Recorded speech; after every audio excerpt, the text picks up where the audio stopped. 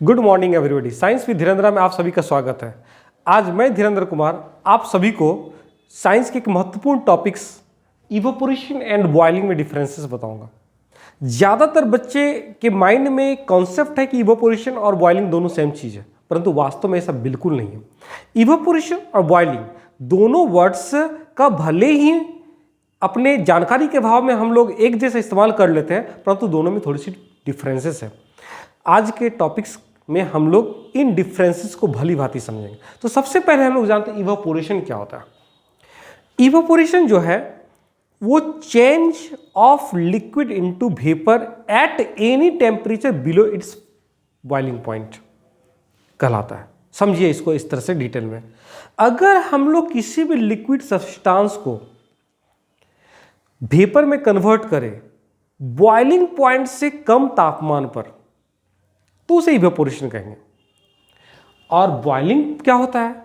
Boiling होता है change of a liquid substance into vapour eight fix temperature. अगर किसी निश्चित तापमान पर अगर हम लोग किसी लिक्विड सब्सटेंस को वेपर में कन्वर्ट करते हैं तो उसे हम लोग बॉइलिंग कहेंगे। जैसे उदाहरण के तौर पे अगर हम लोग छत पर पानी बिखेर देते हैं तो पानी कुछ देर के बाद गायब हो जाता है, वेपर में कन्वर्ट हो जाता है। लेकिन वही अगर हम लोग किचन में पानी को गर्म करें और जब वो 100 डिग्री सेल्सियस में पहुंचने के बाद में वेपर में कन्वर्ट होने लगेगा तो उसे हम लोग बॉइलिंग कहेंगे। छत पर जो पानी फेंके और वो जो लिक्विड से वेपर में कन्वर्ट हुआ उसे हम लोग बॉइलिंग नहीं कहेंगे, उसे हम लोग कहेंगे इवोपोरेशन, इवोपोरेशन ऑफ वाटर। अगर हम लोग किसी गीले कपड़े को धूप में सुखाते हैं तो उसमें हम लोग बॉइलिंग ऑफ वाटर का टर्म नहीं करेंगे, उस गीले कपड़े को सूखने के कारण में हम लोग कहेंगे इवोपोरेशन ऑफ वाटर। इवोपोरेशन कम तापमान पर होता है और बॉइलिंग जो है फिक्स तापमान पर होता है, नियत ताप पर होता है। जैसे वाटर जो है 100 डिग्री सेल्सियस से नीचे अगर वेपर में कन्वर्ट हो रहा है तो वो इवोपोरेशन कहलाएगा। लेकिन अगर वाटर 100 डिग्री सेल्सियस के बाद लिक्विड से वेपर में कन्वर्ट हो रहा है तो उसे हम लोग बॉइलिंग कहेंगे। इवोपोरेशन जो होता है स्लो प्रोसेस होता है, बहुत धीरे धीरे होता है, और बॉइलिंग फास्ट प्रोसेस होता है। एक गिलास पानी को अगर आप छत पर रख दें तो वो इवोपोरेट होने में काफ़ी समय लगाएगा, लेकिन उसी पानी को अगर हम लोग गर्म करें तो बहुत तेज़ी से वो बॉइल्ड होकर के लिक्विड से वेपर में कन्वर्ट हो जाएगा। इवोपोरेशन सरफेस पर डिपेंड करता है, जितना ज़्यादा सरफेस एरिया उतना ज़्यादा इवोपोरेशन। जैसे उदाहरण के तौर पे अगर हम लोग छत पर एक गिलास पानी रख देते हैं तो वो इवोपोरेट होने में काफ़ी टाइम लगेगा, लेकिन इसके विपरीत उसी पानी को अगर हम लोग छत पर बिखेर देते हैं तो कुछ अंतराल में, कुछ घंटे के अंतराल में वेपर में कन्वर्ट हो जाता है। मतलब जितना ज़्यादा सरफेस एरिया उतना ही ज़्यादा रेट ऑफ इवोपोरेशन होगा। और बॉइलिंग जो है थ्रू आउट लिक्विड होता है। आप किसी कंटेनर में पानी को अगर गर्म कर रहे हैं और वो पानी बॉयल हो रहा है तो ऐसा नहीं है कि वो सिर्फ और सिर्फ सरफेस एरिया से बॉयल हो रहा है, वो नीचे वाले भी से भी बॉयल हो रहा है। बर्तन के हर एक एंड में जहां पर वो लिक्विड कनेक्टेड है वहां से वो बॉयल होकर के वेपर में कन्वर्ट हो रहा है। ये किसी भी तापमान पर हो सकता है, इसके लिए कोई फिक्स टेम्परेचर नहीं है।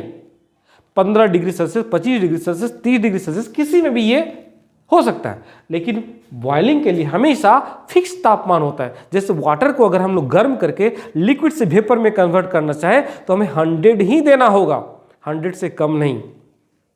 तो बॉइलिंग के लिए जो है हमेशा तापमान फिक्स होता है। तो इस तरह से आप समझ गए होंगे इवोपोरेशन में भी लिक्विड से वेपर में कन्वर्ट होता है, बॉइलिंग में भी लिक्विड से वेपर में कन्वर्ट होता है, लेकिन ये किसी भी तापमान पर होगा, ये हमेशा फिक्स तापमान पर होगा। ये स्लो प्रोसेस है, ये फास्ट प्रोसेस है।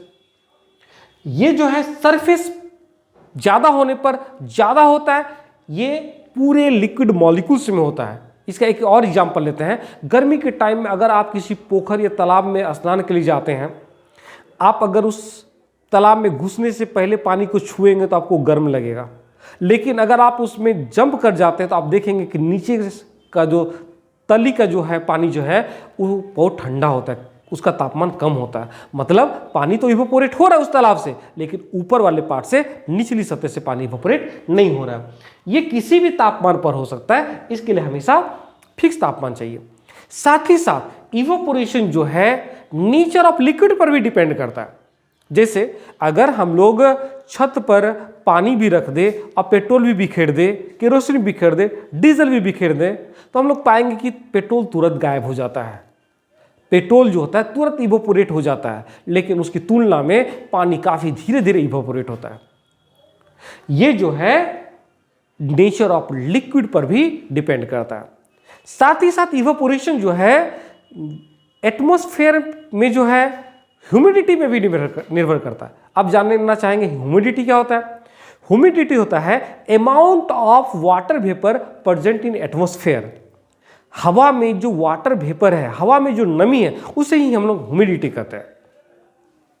ह्यूमिडिटी अगर ज्यादा होगा तो इवेपोरेशन कम होगा, और ह्यूमिडिटी अगर कम होगा तो इवेपोरेशन बहुत ज्यादा होगा। जैसे गर्मी के समय में ह्यूमिडिटी कम रहता है, इसलिए कपड़ा जल्दी सूख जाता है। वही बरसात के समय में हवा में ह्यूमिडिटी ज़्यादा रहती है, इसलिए कपड़ा बहुत ही धीरे धीरे सूखता है। और साथ ही साथ इवेपोरेशन टेम्परेचर में भी डिपेंड करता है। अगर टेम्परेचर कम रहे तो इवेपोरेशन कम होगा, अगर टेम्परेचर ज़्यादा रहे तो इवेपोरेशन ज़्यादा होगा। बरसात के समय में छत पे अगर पानी बिखेरेंगे तो जल्दी नहीं सूखेगा, वही गर्मी के समय में अगर आप पानी बिखेरते हैं तो तुरंत सूख जाता है। तो आई एम श्योर आज के टॉपिक्स में आप जो है इवेपोरेशन और बॉइलिंग में जो डिफरेंसेस है उसे भली भांति समझ गए होंगे, और आपको किसी भी तरह की कठिनाई का भविष्य में सामना इन दोनों टॉपिक से रिलेटेड नहीं करना पड़ेगा। धन्यवाद।